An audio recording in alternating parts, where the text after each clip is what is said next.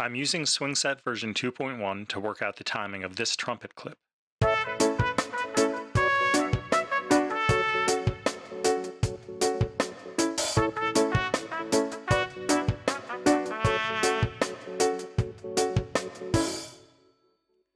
As you see, the clip is composed of two phrases. I'm breaking those into two videos. This is video 2. The clip is just me playing an external MIDI controller with a trumpet voice, and what we hear and what we see is the as-recorded performance. There's been no quantizing or timing correction applied. So let's turn on the metronome and jump into the phrase 2.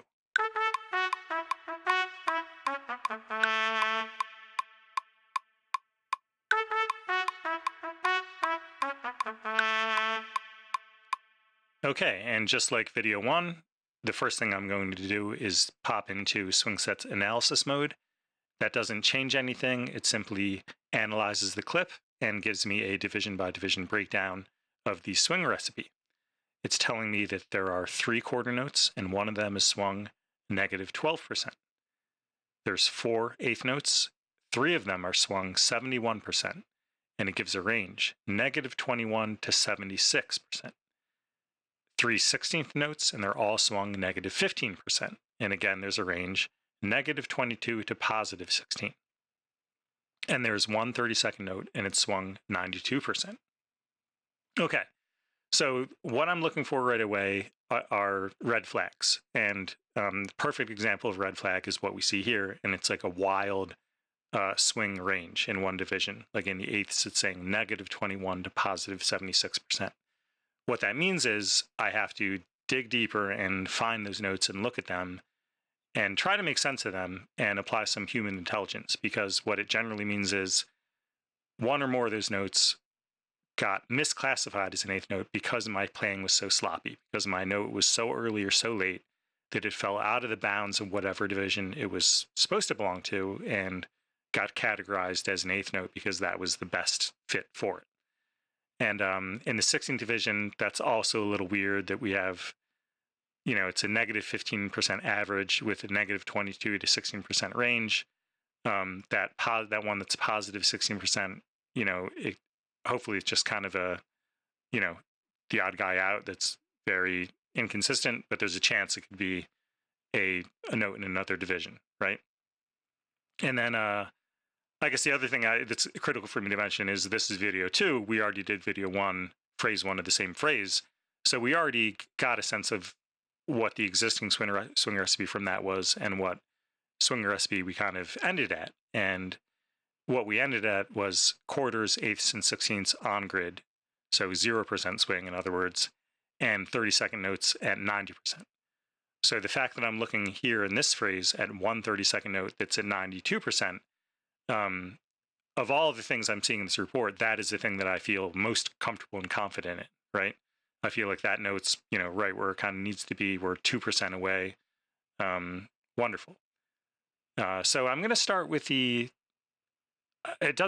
kind of a toss-up whether I start with the 16ths or 8ths, but we'll look at both. We'll start with the 16ths. So to find these notes, I take advantage of Xmute, which is a global setting down here. It's on by default.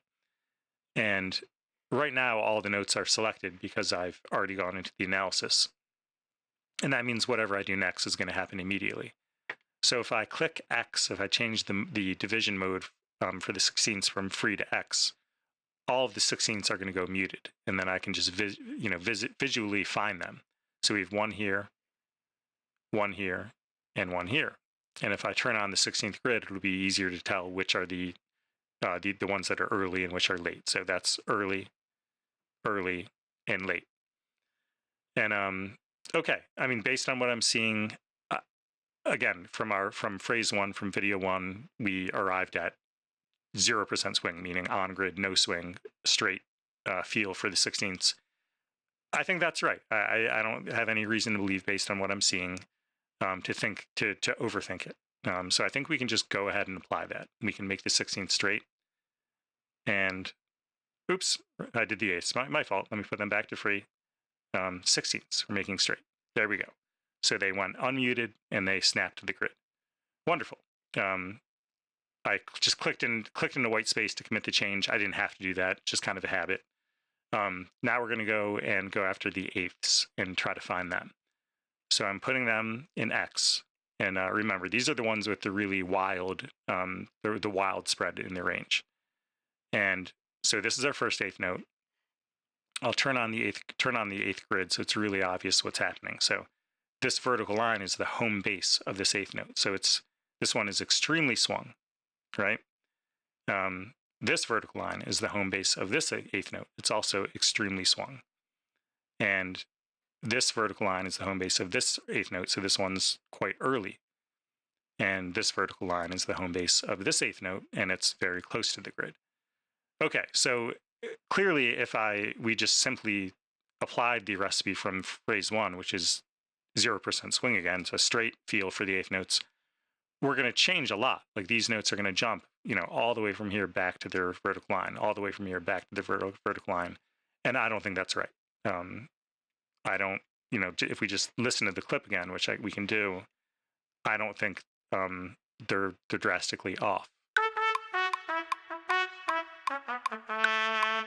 Okay, so that means what I have to do is get SwingSet to understand that they're not eighths, and I also have to figure out what they are. So I can look at the 16th grid, and that's an annoying thing with Ableton is when you change the grid, it zooms you back out to the, to see the whole clip. I can't control that. Sorry about that. So now we're looking at the 16th grid. So again, right now Ableton thinks they're eighths, and this would be the home base for the eighth. That would be the 16th. So if they were 16ths, they'd be very, very early 16ths. So by process of elimination, we can say that this must be a 32nd, and I'll turn that grid on. Apologies in advance. It's going to zoom out again. Here we go. Again, just getting our bearings. This would be the home base for the eighth. This would be the home base for the 16th. This would be the home base for the 32nd. So to get SwingSet to recognize that these are 32nd notes, I just need to bump it down to the grid. Great. And then we're going to go over and look at this one. So getting my bearings again, quarter, quarter, eighth, that's the 32nd. I think this needs to be bumped down to the 32nd. And this one, we have quarter, quarter, that's the home base for the eighth. So this one I think can stay as an eighth, and it's going to be, like right now, it's an early eighth. When we apply the swing recipe, it's going to be moved to this vertical line. And then same thing for this one. That's our quarter, our vertical line here is the home base for the eighth. So this one actually is really close to where it's going to end up. So great. I think we've sorted out the eighths. I'm just going to zoom out again. Zoom out again, and I need to select all and make everything unmuted now so we can actually do something. SwingSet will not, doesn't do anything to any notes that are muted. It leaves them right where they are. So with that said, I can show you again that now, I think previously we had 4 eighth notes. Because we manually tweaked 2, there should only be 2 remaining. And I just went into, it's on X mode again, so they should be muted. 1, 2, it's down here. So that's right. So we can go ahead and make these straight now. That's what we discussed. And boom. Let's take a look at our report. We should have more 32nd notes now. So we have those 2 eighth notes that are straight. That's what we just did. We have the 3 16th notes that are straight. That was our first move. And now we have 3 32nd notes, and one of them is swung 92%, meaning 2 are straight. And that makes sense. Those are the 2 that we just manually moved. We reassigned 2 eighth notes, made them 32nds, and they're on the grid now. So move number 3 will be to make the 32nd swung. We're applying the same 90% swing as phrase 1. That's done. And then the final move is to make the quarters straight. Again, I'm just getting that from the lesson we learned from phrase 1. And that's done. I can click into white space to commit the change. I can go back into the report, and we can see that all straightened away. So we have 3 quarter notes all straight, 2 eighth notes all straight, 3 16th notes all straight, and 3 32nd notes all swung 90%. And let's have a listen.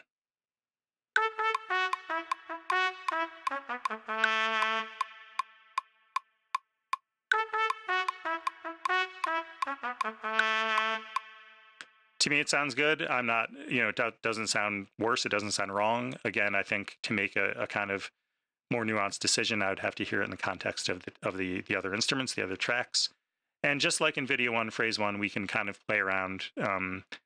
There's no real reason for us to overthink the quarters, eighths, and sixteenths, but we could play around with the 90% swing on the 30 seconds and see if there's something that sounds better. So kind of going on the extreme low end, if I go down to 20, that's going to sound like this. Make sure that took.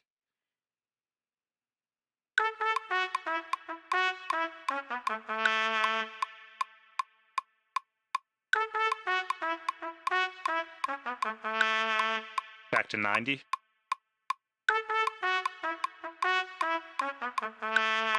Here's 66.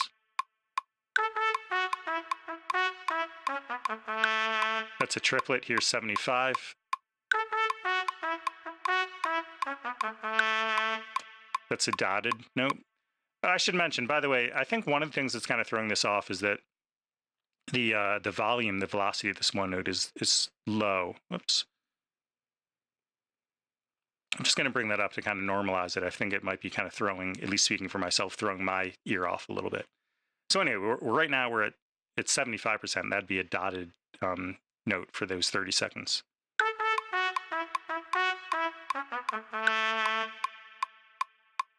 Sounds okay. Back to 90.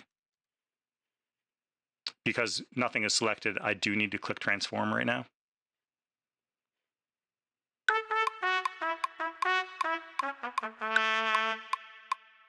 And I think that sounds good.